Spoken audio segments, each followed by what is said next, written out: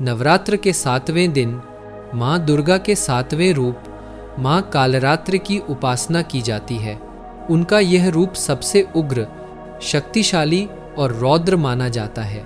काला का अर्थ है अंधकार और रात्रि का अर्थ है रात, अर्थात जो समस्त अंधकार और भय का नाश करने वाली हैं, वही है माँ कालरात्रि। पौराणिक कथा के अनुसार जब राक्षसों का अत्याचार चरम पर पहुंचा और महादैत्य शुंभ निशुंभ तथा रक्तबीज जैसे असुर देवताओं और पृथ्वीवासियों को सताने लगे, तब देवताओं ने देवी दुर्गा से रक्षा की प्रार्थना की। देवी ने अपने क्रोध और तेज से एक भीषण रूप धारण किया, जो रात के समान काला, विशाल और अग्नि ज्वाला से प्रकाशित था।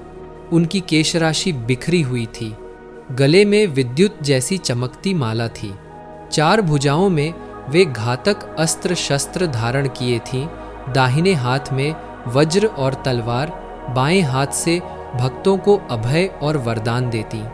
उनका वाहन था गधा, जो निडरता और धैर्य का प्रतीक है।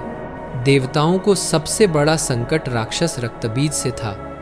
उसकी विशेषता थी कि उसके शरीर से गिरे हर रक्त की बूंद से नया राक्षस उत्पन्न हो जाता। देवी के अन्य रूप जब उसे मारने का प्रयास करते तो उसका रक्त गिरते ही असंख्य राक्षस पैदा हो जाते। तभी माँ कालरात्रि प्रकट हुई। उन्होंने अपने भयंकर स्वरूप से युद्ध भूमि में प्रवेश किया। वे बिजली की गति से रक्तबीज पर टूट पड़ी। उनकी गर्जना से धरती, आकाश और पाताल सब कांप उठे।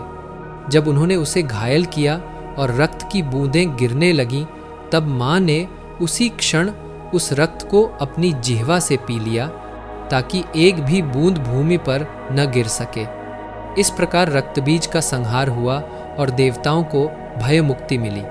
माँ कालरात्रि अज्ञान, पाप और भय का नाश करती हैं।